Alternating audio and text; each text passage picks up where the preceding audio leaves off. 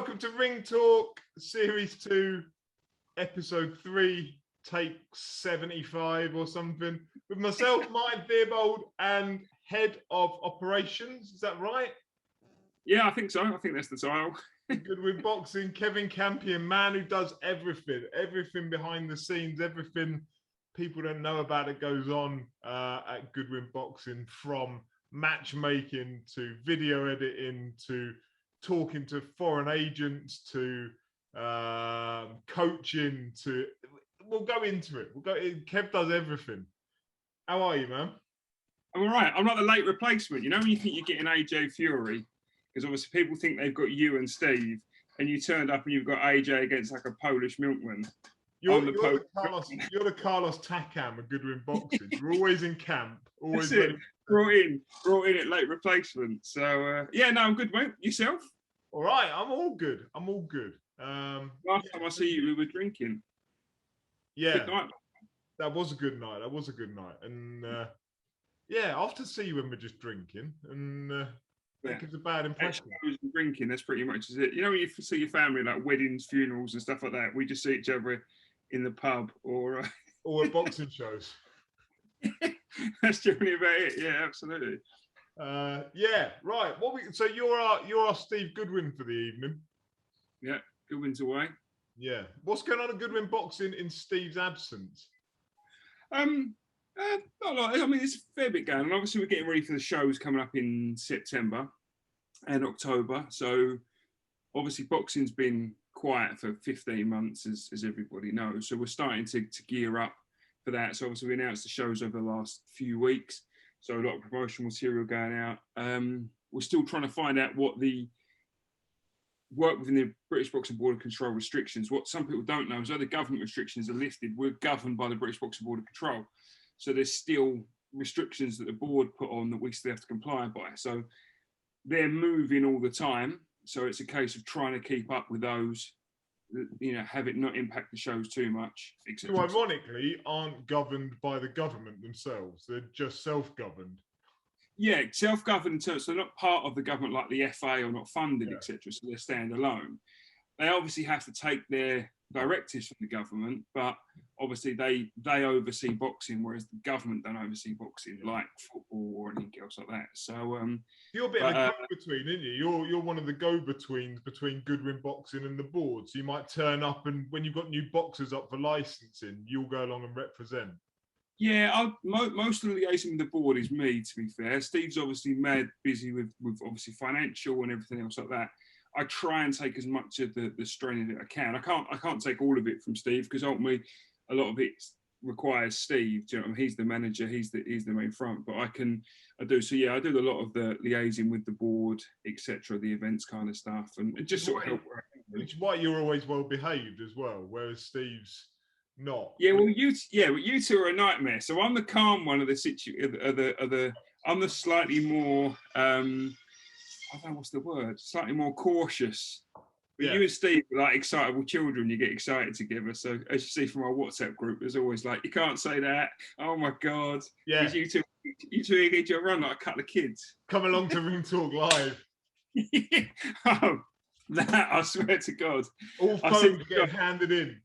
Yeah, Josh is like me. So Josh is quite sort of like, he's not like his dad in terms of that. He's a little bit more calmer. So I said to Josh, it's going to be a bit of a nightmare. You and Steve, just like I say, you egg each other on. Yeah, because deep down, I'm a dickhead that will say most things that, and then worry about the repercussions later. What was Steve? Steve's really honest. So Steve likes to be open and really likes to, you know, try and tell everybody everything can. But obviously, some things can't be said. He'd never say anything that he shouldn't say. But yeah, he'll just say what he thinks rather than exactly. Yeah, which is yeah. Yeah, he won't filter it by whether it's politically correct or not. No, absolutely. Not that he would ever say anything bad, because but you know what I mean, in terms of, you know, just the pair of you together can be a nightmare. But yeah, it's great. You make a good show. You make a good show. So that's...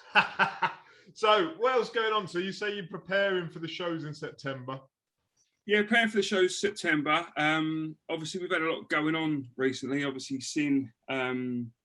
we obviously had a few signed to like TV contracts. Obviously, Lauren Parker was announced last week, which you probably spoke about last week, did you? No, we didn't, because it was not being announced until the Thursday, and Okay. And it went out because whoever edits this takes ages to do it, and they're so slow and lazy about it. I can't remember when I edit it when I get it. You see, it depends on when you two pounds get on and do it. So no, so obviously we had Lauren Parker just signed to Unified Promotions. That's a TV deal, so that was really good for her. That went out. So Steve's been busy with that in the works. Let's give some more details on that. So Lauren Parker, who has only relatively recently signed with Goodwin Boxing, hasn't actually fought on one of your shows yet, has she? No. So it hasn't fought on our shows. Recently signed with Steve last year sometime. Trained by Paul Webber. Sorry? Trained by Paul Webber. Yeah, trained by Paul Webber and Paul Day. So the same camp that looks after William Webber.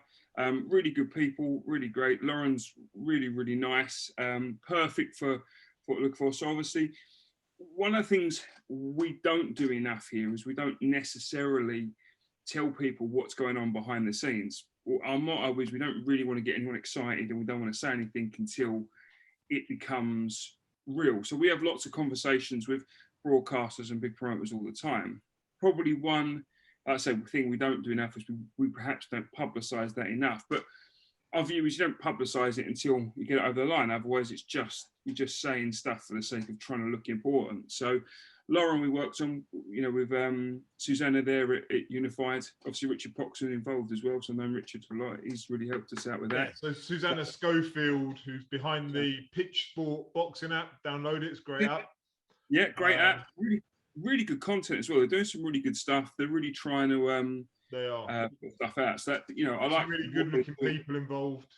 Yeah, apparently so. I haven't heard, but it's no. But so Susanna, who's obviously does pitch, and they do pitch football and everything else like that. But she's got her own female orientated promotions. Kev, your video's frozen again. Turn it off and on.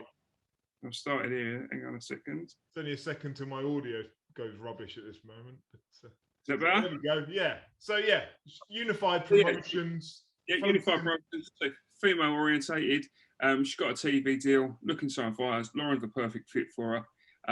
And yeah, so it worked out. So she's got some dates coming up. The dates haven't been announced yet, I don't think. So yeah, so it's great for Lauren. Great work by Steve, and yeah, it's good for Lauren. Yeah, so that'd be a nice relationship going forward, and keep an eye out for when Lauren debuts with Unified. Yeah, absolutely, and it's exciting. I think there's a market for it as well. The female focus. Whether they'll go into male later on, I don't know. I think it's quite interesting. I think it's quite adventurous, and I hope it gets the support. So it's, but I say it's a perfect fit for Lauren. Yeah, and so obviously Linus and Brad did beforehand. Spoke about I've got a meeting this week, which could be good, but hopefully we'll have more to talk about that eventually. But yes, there's lots going on, but not a lot we can talk about at the moment. No. All right, so the September shows all looking okay?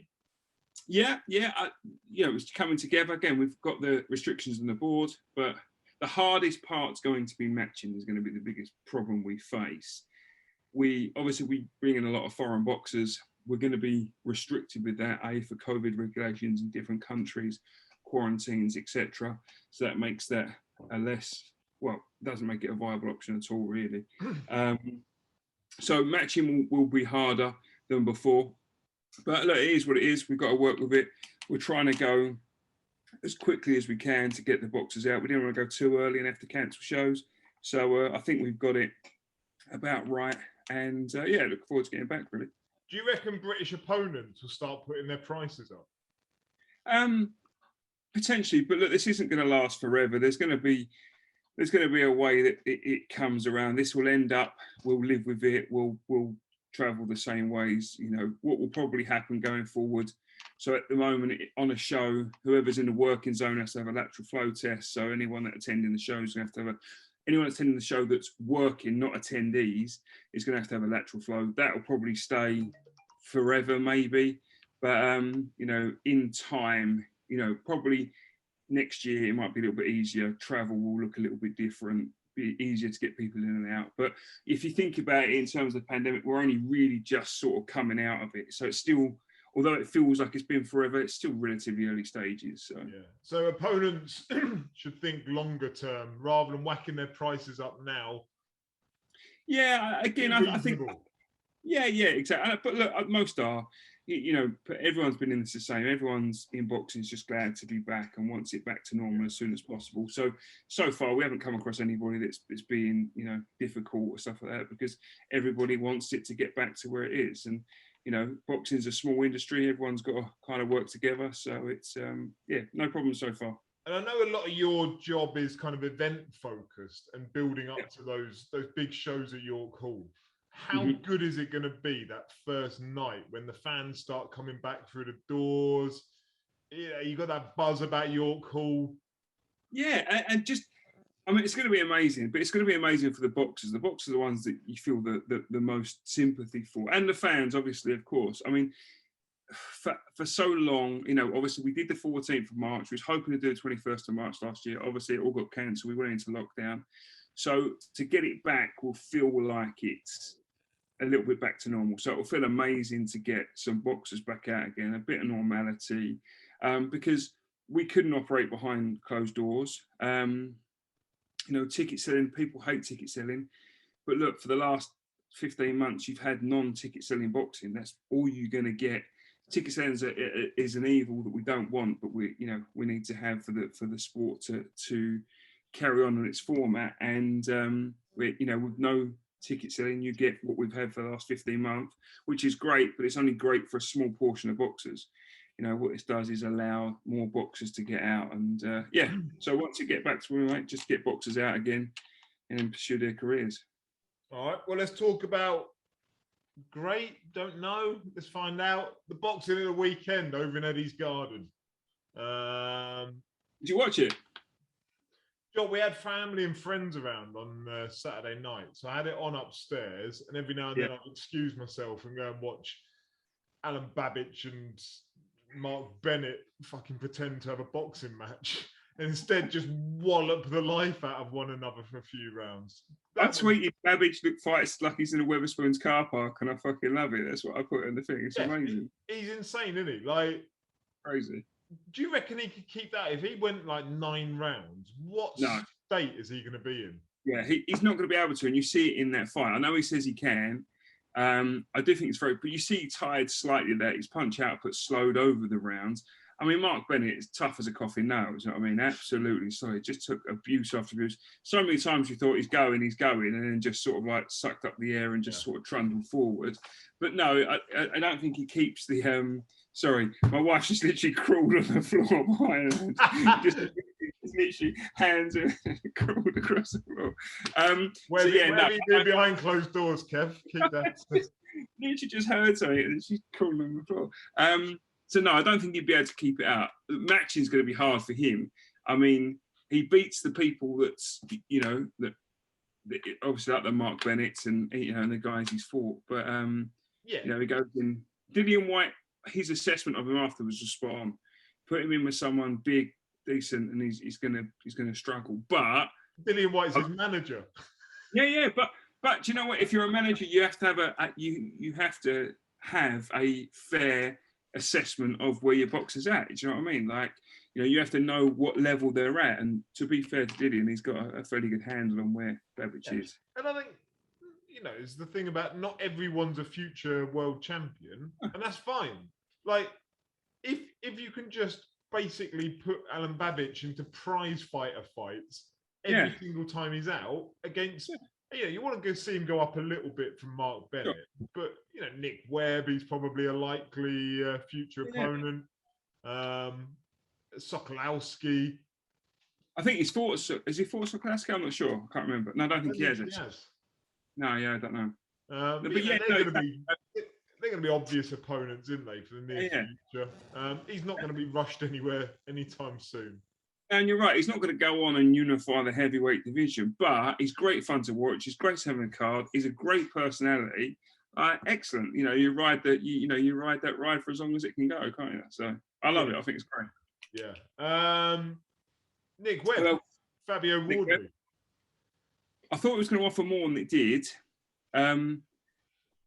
Nick is a Fabio Wardley. Where do you reckon he's at? And I don't mean that as in he's English champion, because that's pretty obvious. But sure. There are so many flaws, and I realise he's only had a handful of pro fights. He's come from that white collar background, so he hasn't got, you know, his base level isn't particularly high compared to somebody who had 50 amateur fights. Yeah. But you know, he fights with that like half guard Philly shell, but he gets tagged all the time. Yeah. I mean, he's still got a lot to learn. He again as well is quite aware of where he's at. If you see his interview afterwards, he said, you know, I want a British title next, but I want Joe to give it up. So he's not, you know, thinking he can go in with Joe Joyce and start fighting Joe Joyce. So again, the hardest thing is going to be able to find him opponents that's going to test him, but not push him too far too soon. With heavyweights, we have in the past, when I say we, you know, I don't mean we as in, but sometimes when we get a British heavyweight, we tended to push them through a little bit too quick sometimes, wanting that, you know, that thing. But because we've got a few heavyweights about at top level, I think they'll give him the time. But yeah, they've just got to take his time with him. Nick Webb was a good opponent. I thought he was going to offer a little bit more. Webb is a great operator if he's on top, but not that great under fire. A little bit, maybe he lacks falls confidence. apart, doesn't he? He absolutely falls apart the moment it gets put It reminds me a little bit of Audley Harrison. Audley Harrison was a little bit like that. Yeah. When, you know, when he's on top, he could really confident, he could really shine, and Nick Webb he's a good operator. But when there's that little bit of doubt in there, you know, against opponents, a little bit of doubt, like Audley, you know, he can come unstuck early. But you know, but it was still a good fight. But you can only beat what's in front of you. It just obviously went earlier than I thought. Yeah. Ebony Bridges, Beck Connolly. Yeah, got what you thought. I mean, look, Beck Connolly's tough. That's not her weight though. No, I mean, it's like a stone lighter than what she normally weighs at. So, although it was a good stoppage for the Muhammad Ali of female boxing, but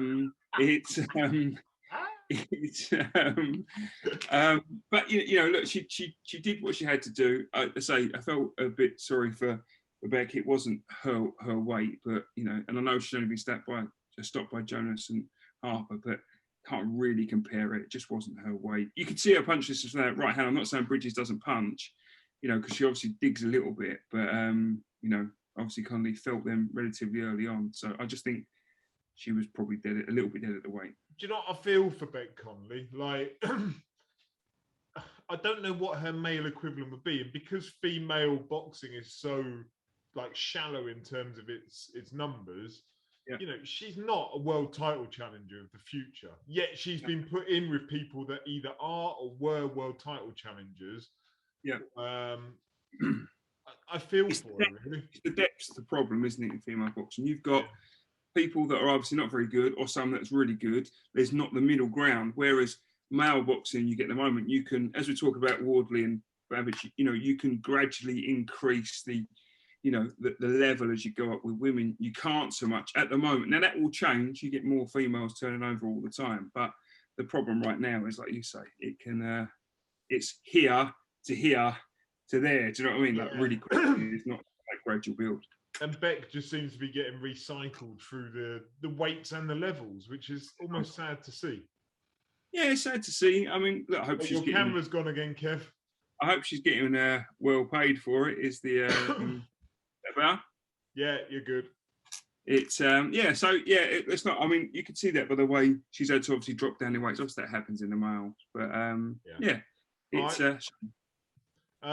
Kid Galahad, Jazza Dickens. Great fight. I didn't watch all of it, so I mean, I've seen kind of the highlights of it, if you like. I mean, Kid Galahad does what Kid Galahad does. You know, he doesn't do anything spectacularly, but he doesn't do anything badly. He's just effective, consistent, fights for 3 minutes every round. Jazza was up for it. Good fight. Got some cuts. Got cut up pretty badly. That ultimately what sort of hampered him and just basically head clash, wasn't it? Yeah, the first one was, but I think obviously over time he just got, you know, peppered and beat down. But great fight. I mean, I'm glad. You know, they've both been pros a long time. I think Kid Galahad's been a pro for 12 years, and I think Jazz Dickens has been around for 10 years. You know what I mean? So it's great for them to have the world title shot. You almost wanted them both to win. Obviously Kid Galahad come out on top. And I see the next day he was training at 7:15 in the morning. So it'd be interesting to see what he does now, where he goes. What fights are out there for him. I mean, I think, is it Gary Russell Jr.'s got one of the things? You've got Conlon in that weight. Lee Wood. Lee Wood. Obviously, they fought before, haven't they? Did he? No, they haven't fought. Josh Warrington will be around, possibly. There's the only loss, wasn't it? It's the loss. There's that rematch. So there's a few people in and around. So it'll be interesting to see where he goes next, for sure. But it was a great fight.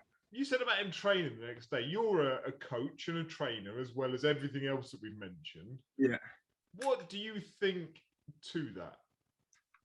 I mean, look, if that's what he wants to do, why not? I mean, there'd be no downside to it. One of the biggest mistakes I think as a coach the boxers make is this in and out of camp part. Now, you can't stay on all the time, so obviously you can't be at full tilt all the time. Ricky Hatton, in my opinion, I think made this in and out of camp sexy, blowing up in weight. I think we talked about it before. Hatton used to have Kerry Kays. He was a full-time pro. He had nutritionists on board. Most boxers get that in and out of camp part, but don't have the help with the nutrition when they come back, and it becomes difficult. The biggest mistake I think boxers make is they gain too much weight in and out of camp. So then a 10-week training camp becomes 7 weeks of weight loss and not improving boxing. The last week you tail off anyway, so you get 2 weeks to try and improve your boxing because the other 7 weeks you're trying to lose weight. So if he wants to stay in the gym, yeah, I would encourage it more and more. So I think it's fine. I think you and I make being out of camp look sexy. Well, mate, I've been out of camp for sort of, the best part of years. 38 years I've managed. So I've made I've got the staying out of camp part, so the boxers need to stay in. But again, I don't think there's any problem with it, mate. When I saw it, my first thought was, this reminds me of when you see the boxer posting their Christmas Day going out for a run. Yeah. I'm like, can't you give yourself one day off? Like, why have you kind of... It feels to me, I know it's different because he's just fought, but those that I see on Christmas Day, like, oh, always on it. Like, yeah. Or you've not planned it very well and you've got to cut a few pounds. Just have one day off. Yeah. Look, he just won a world title. He can do whatever he wants, you know what I mean? But yeah, I get that. But a problem isn't so much, like I said, much people staying in camp. A problem is getting them back in the gym. That's more of an issue. Yeah. Right. I can't remember what else happened. Yeah, no one else. Johnny Fisher, wasn't it? And that. I'm not talking about them. They're shite fights. They're garbage. They're just young. It's nothing against Johnny Fisher, or whatever, but like that's not good enough to be a TV product, in my view. Speaking of which, this entire card this weekend. Here's one good fight. I'm looking for the Michael McKinson fight. That's a good fight, that. Who's he fighting? He's fighting... don't tell me it's a good fight. Then you have to look up who he's fighting. I know. I have to look up the pronunciation of his name. Oh, yeah, okay. That's Przemysław Ranowski. Oh, yeah. Pound for pound number 4, in my view. Przemysław Ranowski. Well, you'd have seen him before. He lost to Josh Kelly. Right. So I'm not that bothered then. I'm not that bothered. But for Michael McKinson, it's a good fight. You're being harsh there, Mr. Theobald. I'm not being harsh, and I almost feel hypercritical in the fact that it's part of that £2.99 for 3 weeks worth of boxing. So look, that's fine. Like, it's a week off basically, because the other 2 cards have been fairly reasonable. It's not a criticism per se, because actually Bolotniks, I really like that as a fight. I think that's a brilliant. The thing about Bolotniks as well, he fought on our show, you know that, back in he got stopped by Andreas Evangelou back in 2014. I had no idea. Yeah. I had no idea. He turned his career around massively, because that's how he fought on our show and lost. He got stopped by Andreas Evangelou, who, in fairness to Andreas, was not a bad kid, but certainly not operating at the level of Joshua Vat. No, good on him. So yeah, as much as I am being critical of it, and maybe it's not over the top criticism. It's a rubbish card this weekend, but Bolotniks I really like. And again, you go back to that £2 for a month's worth of DAZN and those other 2 cards, they're having a bit of a week off with it. But if I forked out £800 to sit in the pissing rain watching that, I'd be pretty annoyed. I'd be pretty annoyed. Well, I suppose you know the card before you buy, I guess. But yeah, but that's not necessarily true, is it? Because we're recording this on Monday, and to the best of my knowledge, without having BoxRec in front of me now, there's 3 TBAs still on there. Is there?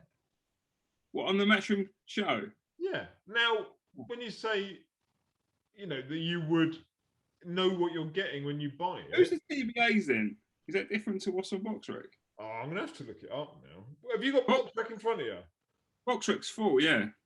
Oh, You got Raymond Ford versus Reece Bellotti. Ford. If that's still going on. You got that Farouk versus some Mexican. Brilliant. This could be a good fight, that though. They come unstuck with Mexicans recently. A few people are underestimating Mexicans. Yeah, I know what you mean, but again, I want fights on TV that I have a reason to care about. Sure. Flying in Luis Gerardo Castillo doesn't do a lot for me. No, I think that could be all right, that though. Cordina, I think, will punch the hell out of Hernandez. Don't know who he is. Hopi Price fighting some blown up record Italian. Zelfa Barrett against two. Italian, that was decent. He fought in the WSB. He didn't do all that well in WSB, to be fair. But, brilliant. But he's only a kid. I'll give him that one. But I think the kids are good. I think Boazzi will beat Block next. But yeah, so cool. As I say, it's if you paid £2 for the zone for the month, you probably got you have got good value out of it. So this weekend's like an added bonus on top of it. But it doesn't make it a good card because of that. No, sure. So anyway, right, that's my rant out of the way. Yeah. No, I agree with that. I mean, it'd be interesting. This whole DAZN thing is going to be interesting. I know we spoke about it briefly on tech. Yeah, what do you make of it? It's going to be a harder sell than Sky. If anyone can pull it off, it'll be Matchroom. They're the best at what they do. Yeah. They really are good. They've taken a good strategy. Well, I say a good strategy. They've taken a strategy. Obviously, they brought on like the Undefeated podcast, the Fight Disciples. So they brought a lot of podcasts closer to them, which is obviously to try and help bridge the gap of the appeal that Sky will do or used to pull in for them. Because Sky Sports News, I think, is so important for the Sky platform. And I think that's where the overspill comes from in terms of getting casual fans and people. It's like, my brother's a prime example. My brother's not a boxing fan, but he will get brought into the odd pay-per-view because he sees it on Sky Sports News and gets drawn in that way. Like now, he won't know about anything that's going on. He was going to get completely out of it. And you alluded to it on our text earlier. Bringing the podcast closer is a good tactic, and it will help. But the people that follow these podcasts will already be boxing fans who probably already know about it. So it's an interesting tactic. Yeah, so. To me, it doesn't grow the fan base, because if you assume the biggest people with followers in the UK for boxing are Joshua and Hearn, mm-hmm. If you said they both got 10 people that follow them, right? The Undefeated podcast and Fight Disciples, if they've got the equivalent of, I don't know, 2, 3, those 2 or 3 will already be following everything that Joshua and Hearn do. So it doesn't spread the tentacles out into new demographics. No. And that's why I think it's a harder sell. So I do think that Sky definitely has the opportunity, because you even see it with BT Sport and Frank Warren as such. Frank Warren doesn't promote or get as much traction on being on BT as Hearn did. Now, Hearn promoted better in terms of advertising, but that Sky platform is key. Is key. But I do like the fact they brought some podcast people closer. I think it's good for the podcast for people. You don't? No. Do you think it will skew them, as in be more sort of like cheerleaders instead? You lose that objectivity. Sure. You're basically getting them inside the tent pissing out rather than outside the tent pissing in, aren't you? Yeah. You lose the ability to be objective. And I'm sure people would say that I'm the same about Goodwin Boxing, that I don't I don't critique stuff that goes on in Goodwin Boxing. Probably fair, to be honest. Like, Absolutely. Take that on my. You don't critique much small hall stuff at all, though. No, I don't, because I give any small hall the benefit of the doubt on the basis that they don't have the budget that the larger promoters do. Sure. And therefore, look, I know what confines every small hall promoter's working within. I can take a very good punt. If you haven't got TV, I kind of know what your budget is for a show. Whereas for TV ones, they almost tell you that they've got loads of money. They've got all this access to everything. Therefore, I'm expecting you to do something with it, not give me Joe Cordina versus some geezer I've never heard of, and Zelfa Barrett versus TBA at 4 days' notice. Do you know what I mean? Like, Ellie Scottney didn't fight last Saturday night, despite the fact she was on the card. Why? Yeah. Why? Like, that to me is poor. When you tell me that you've got $1 billion to make a product, I'm not expecting you to put it all on one card. I'm expecting you to spread that budget and make it a better product overall. Mm-hmm. That's No, I agree. I do think it's interesting. I like the fact they brought podcast closer, because I think it's good for the people that do the podcast, people like yourself, people that work hard at podcasts, the sport, and to get. I don't think I'm getting a slot, mate. No, but I like the fact that some have been rewarded for the hard work. I like that, but I agree with you. It could be, but it'll be interesting to see how it goes out. Because interestingly as well, the promotional material they put out, so even like Nick Webb and that, it was like, watch my fight, it's live on DAZN now. So every fighter had a graphic like that to do that. So they obviously, look, they're much smarter than I am. So they're obviously aware of the gap that they've got, but that's not something they've done before. It wasn't like, watch my fight, it's live on Sky Sports. You know, people knew it was on Sky Sports, little logo down the bottom. That's so true.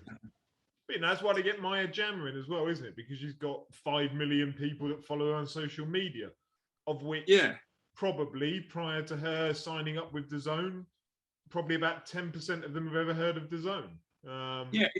What do you think of the production of it, wise, in terms of? But so interesting. Vicky obviously doesn't know the difference. Your camera's gone again, Kev. Sorry, before you go off on this one. There we go. Back. Yeah. So Vicky doesn't know that, obviously follows that Eddie Hearn's left Sky and everything else like that.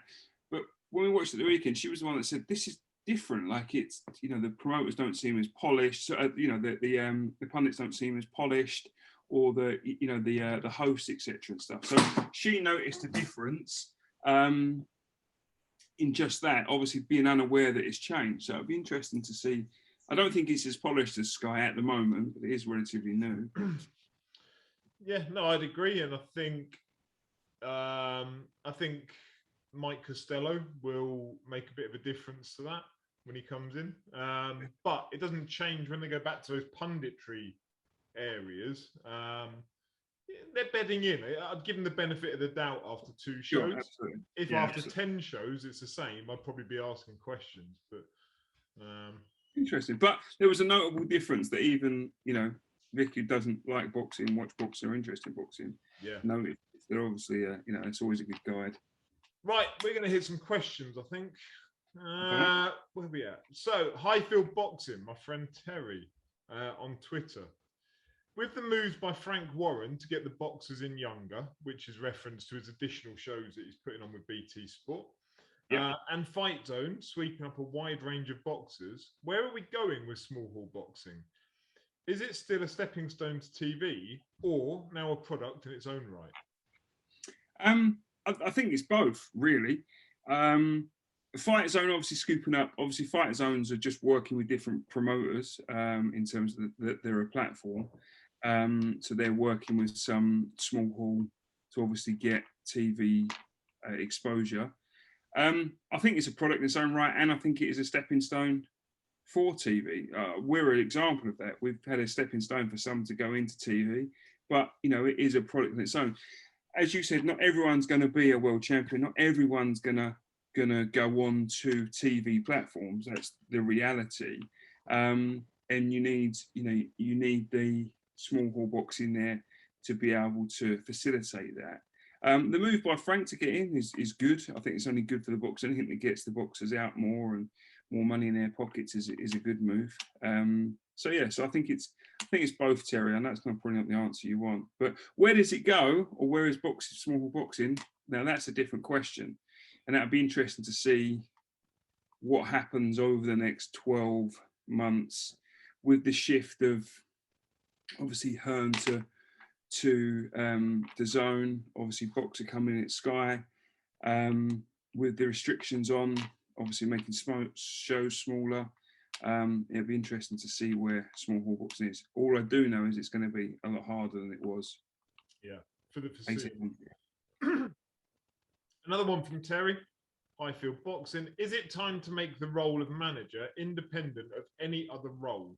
The manager trainer or manager promoter situation makes it hard to leave if the manager is underperforming elsewhere. Yeah, I agree to a certain extent. I agree if the manager isn't ethical. For Steve as an example, we are a management company first and a promoter second. We have the promotional arm because it facilitates us to be able to get boxers out. So it's you in an ideal world, you get everybody signed to a TV contract and then you just be managing part. That would be the ideal. If you've got where it falls down with the manager promoter is if you're tied to promotional contract as well, or the manager keeps you on his shows because you sell good tickets, etc., and not trying to move you on, then that's where it can become, against it. The only plus side to that is you can purse bid as a promoter. So if you're a manager promoter, you can purse with your fighter and you're investing in, you're putting a bid in to back your guy.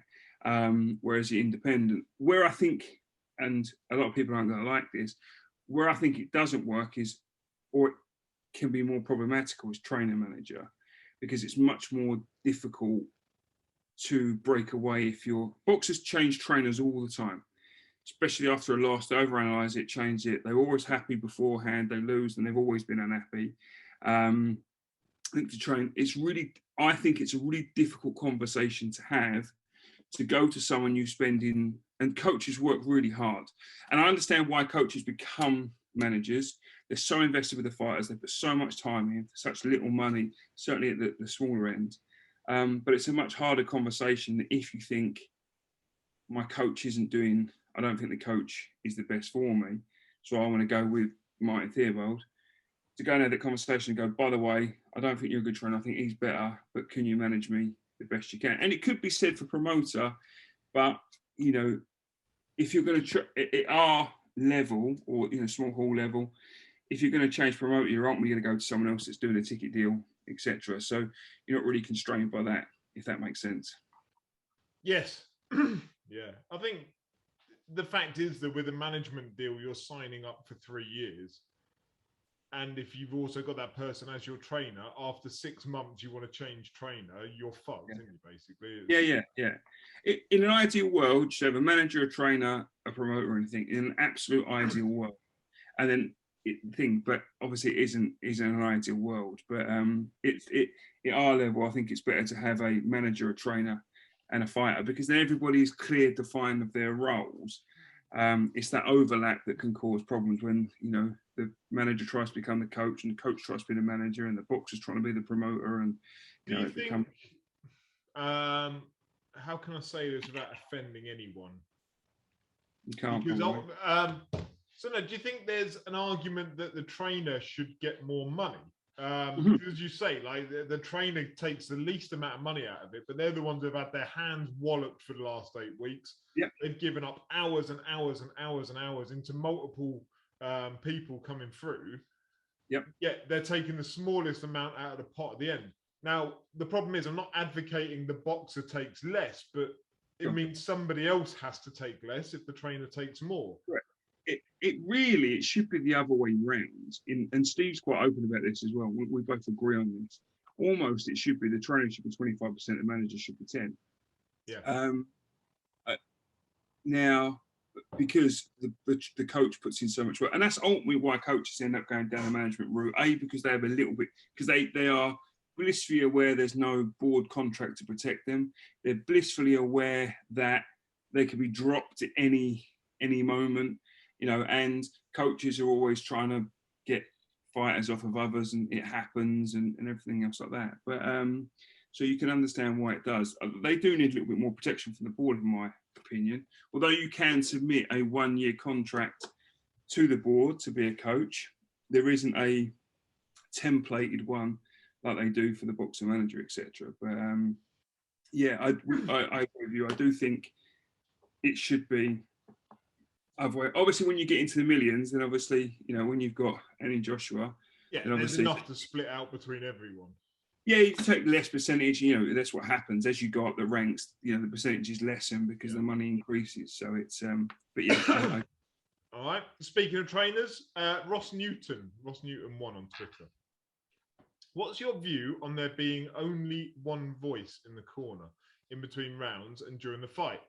Thinking about this after the recent 2 examples of Ben Davison in Billy Joe Saunders' corner with Mark Tibbs, and also after hearing Frampton in Tommy McCarthy's corner with Pete Taylor. So for people that don't know, Kev is a coach, a trainer.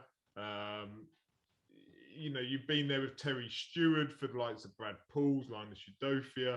At one point, you had quite a very tight-knit little kind of coaching setup down there. I was a coach before anything else, so I from a coaching background, that's really still today what I sort of would say I'd see myself, and a bit I enjoy the most out of anything. There should really only be one voice in the corner. Now, it doesn't mean to say that anyone else can't talk, but the person that is the head, you know, the head second, should be the one that does it. What can happen is, look, if you think about it, right, you get 40 seconds. Right, you only get 40 seconds. It takes them 5 seconds to get back to the corner, 5 seconds to sit down, to get themselves together, you know, and you're up before that anyway. So you've got 40 seconds to relay any information. One thing I think people do wrong is bombard boxers with multiple instructions whatsoever. So it needs to be clear, precise, and just a couple of things you're picking up on. Because look, they've just had 3 minutes, they're knackered, they're in, you know, probably not in pain there, but in terms of, you know, they're aware if they've been buzzed or anything else like that. The last thing you want to do is give loads of instructions, and that will be made even worse by 2 or 3 people talking. Now, it can be done. I'll give you an example with me and Terry. So Terry tends to be the head second. He's the guy that trains people. When the boxer gets in, he will say his part, and then I might say a little bit afterwards, but it's very much, Terry almost stop and then obviously look at me to get me to say something, and then obviously Terry will finish off to go back out.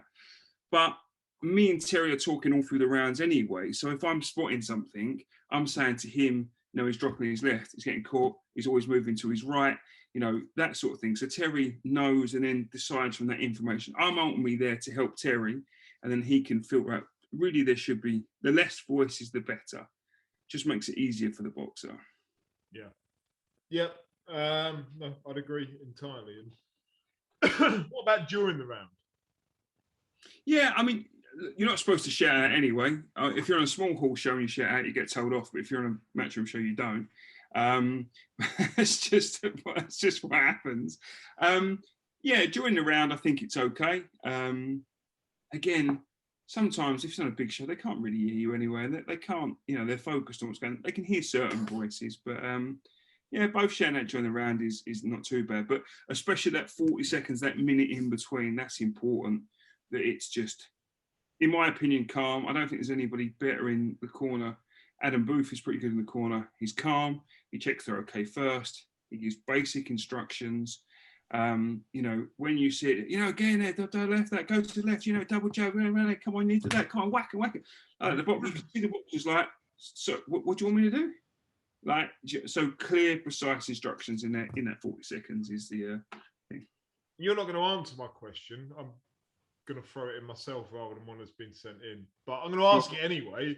Ben Davison, boxer size teacher or genius? I can't say, you can't call him a boxer size. The success he's had is his thing. Fighters make coaches and coaches don't make fighters. Now, people are going to go mad about that and will disagree. I'm not saying a good coach can't make an improvement, because they can. But ultimately, fighters make coaches. If you bring me Manny Pacquiao, okay, now he's going to win world titles because he's Manny Pacquiao, because, you know, there's so much you can do with a coach, you can improve. But look, it all comes down to the intelligence of the fight. There's 3 minutes where they're not really taking any instructions from me. They have to work some of it out themselves, majority of it themselves during the round. So, you know, it's down to the fighters as well. I say, I'm not saying a good coach can't make differences. They can, but you can't deny success. You can't, you know, wherever he's come from, wherever his background is, the fighters like him, which is important, because there is no best coach in the world, because whoever's good for you might not be good for me. And when you're being punched for 12 rounds, 3 minutes a round, when that guy kneels in front of you, you've got to have trust in that person. And if that means trust with Ben or anybody else, then it's the right thing to do. Yeah, I mean, for all that people can laugh at him and call him boxer size, Ben, etc., the results kind of speak for themselves. And actually, like, whatever his methods are, they're doing well. So fair play to him. And if the fighters like it, why not? Exactly. Brad Pauls. Speaking of Brad Pauls, a man who you've cornered many times. Yeah. Do you think vaccine passports will affect ticket sales for boxers if they can only sell to fully vaccinated people? Yes, it will affect if it comes in. It's going to have effect. If you look at the people that's not that we'll get into the whole vaccine thing, but if you look at the people that haven't uptaken it, predominantly it'd be younger people, and you can understand regardless of views, you can understand the reasons why. So that's, you know, one of the main demographics of boxing fans. So we'll have an effect if it comes in. I'm sceptical about whether it will come in. I know they announced on the 1st of October. There's been talk since that it's going to be for mass events for 10,000 and above. So obviously won't affect our shows. But if it came in, it would cause a problem short term. Most people, I think, are going to end up having the vaccines, because I think, only my own personal opinion, because they're going to make travel difficult without it. They're going to make things. So I think, and vaccine uptake has gone up recently because of that. So it's, but if it did come in short term, definitely it would cause more of a problem. 100%. As soon as you start to exclude whatever percentage it is, then that percentage will, you know, likely have a trickle effect into boxing ticket sales. 100%. Yeah, it will affect in some shape or form, but hopefully we won't get to. I mean, it does seem a bit backward if in September you can hold a show with no restrictions, but from the 1st of October you can't. I mean, that's. But then nothing makes sense the last 15 months, so we'll just have to roll with it. Right, Jack Hughes, another one who's part of the Goodwin stable, fighting for the Southern area in September. Shout out Jack Hughes. Jack, yeah. Why doesn't Kev like it when I send him potential opponents on BoxRec? Right, so this comes from a thing. So my absolute pet hate, an absolute thing, and Jack was on the receiving end of this once, is when boxers send you BoxRec screenshots of fights saying, what about him as an opponent? A, because it makes it seem like you don't have BoxRec, like they've discovered it and shown it to you. It's like, oh, have you heard of this website? Boxers on it. It's like, oh, BoxRec. No, I've never heard of it. I'm glad you do that. You know, I've been using the old-fashioned flip charts. You know what I mean? Like, so there is that. And also, I've looked at it. We're looking for opponents, and it's not like Amazon, right? So it's not like you can go on and go, right, I want him on the 11th of September in this way, blah, blah. He might not be fighting. He might not be available. He might have kids. He might be working. Do you know what I mean? He might have another fight organised. He might not want a fight. So that's not how it works in terms of being able to match, especially foreign matching. What happens with foreign matching predominantly is, you know, you're reaching out to a manager. You're saying, I've got this fight. I've got this weight. Who do you have available? They send you available. You'll wade through it, think he's no good. That's not good enough. He's too good, he's whatever, and then you bring it by process of elimination, and that's what you end up with. But when someone says, how about this guy, he's available, it's like, how do you know he's available? Yeah. Like, so yeah, it's my number one. And also I've seen how you work abroad. You know, the trusted relationships that you have with people, and I've heard the stories about why you don't trust other people. So the fact that you might find, you know, Dave from Poland or whatever, just because he might look okay and he might be available, if you find out his agent or his manager is somebody that you go, whoa, whoa, whoa, whoa. And it's relationships, right? So when I book, so the agents I work with and the managers I work with, I know if I book that guy, being near an injury, he's going to get on the plane, he's going to turn up, and I'm going to have a fight. So we've had it in the past where, you know, you book the fight, he just doesn't get on the flight. You know, you're working with chances, you find out, you book him, you think he's the manager, and he's not really the manager, and then ends up you don't get a fight. You can't have that. The boxers put too much into a fight to get it. So again, it's not just, and you get lots of chances in this. You get lots of people saying there are managers when they're not managers, especially in foreign countries. Hey, you get it in England as well. Hey. Yeah, absolutely. Yeah, you do. So it's so you have to make sure. So the people I work with, you know, across Europe and not so much the world, because we don't bring a lot in sort of outside of Europe really, are people that you trust, that I know they're going to get here. So, but again, that Jack thing drives me. It wasn't just, to be fair, it's not just Jack. It's happened loads of times. You said Jack got the brunt of your ire. Yeah, he's not the only one. There's been a few over the time, but like I say, when you get this, hi, have you, what about this guy? It's like, I've looked at it. I've been at BoxRec. I'm down it. You know what I mean? It's yeah. So, but to be fair, Jack took it in good heart. Obviously, he's joking about it now. So yeah. Plus, you know, I've read what Beaver say about BoxRec. So yeah. Right, that's the interesting thing. That is. Who do they use? They use Fight Facts or something, don't they? Fight Facts, yeah, but I think Fight Facts is even rebranded. But according to Fight Facts, is like the official boxing record keeper, and yet you can't get any results on it. Oh, yeah. What fucking system's that, you moron? Do you know, boxing, but BoxRec Go is done really well in terms of the fact they've managed to. It's a great site. It's really basic, but it's really good at what it does. But you know, they've sort of established themselves. A lot of these foreign countries, especially the smaller Eastern European countries, you know, like are gagging to get their things on BoxRec, but won't let them. You know, there's a real sort of. It's not to say it isn't flawed. It's not a perfect system, but it's a pretty good system. Yeah, on the whole, it's the number one go-to. That's what you're outside of Fight Facts. Yeah. Bet or Q on Twitter. Final question. Has Kevin had to convince any fighters that had considered retirement with their COVID inactivity to fight on so that he can match them? No. You'd never try and convince a boxer to stay unretired just because I can't match them. At the end of the day, if I can't match, I can't match. So many emails have they've disappeared. No, there's no one I've had to convince to say, look, I know you was going to retire, but don't retire because I need you for this date. Turn the question round. Have you ever tried to convince a boxer to retire? Yeah. Have you? Without naming names, because you have conversations. You have to be very delicate in the way you do it, because A, you don't want to hurt the person's feelings. B, you know, you have to be. It's not your decision to make, right? So any management company, we're only there to advise. Aren't we the boxers, the person in charge? Now, it's a double-edged sword in terms of, you know, the argument is, well, you know, if you don't think he should carry on, then don't be his manager. You're not a part of it. Agreed. That is one argument. But the other side, if they want to fight, they go and find someone else that will manage them, and they're still at risk. So you're not really helping a boxer. Someone will always take that cut. Yeah, and somebody, you know, sometimes it's a little bit.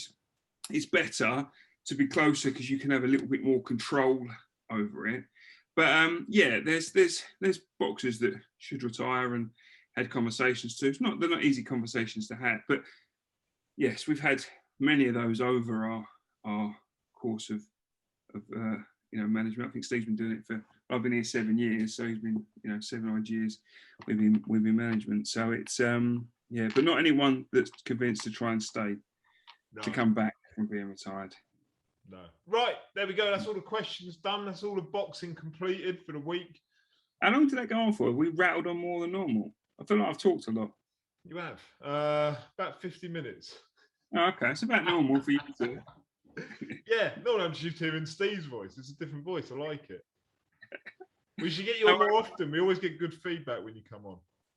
Well, we'll see after this one. You might have jinxed it with that now. Change of scenery. Right. Yeah. Right, we're going to end it there. So thank you very much, Kev. People who You're are down at Goodwin shows in September will see you around the ring, in the corner, rushing round. Yeah. Looking busy. I just try and look busy. If you just walk somewhere fast, people think you're important, got stuff to do. No, but... carry a clipboard. Do a Dave Evans. Yeah, carry a clipboard. That's what Dave Evans got a clipboard for. Yeah. Right, thank you very much for tuning in. Goodwin Boxing, and we'll see you again next week. Cheers.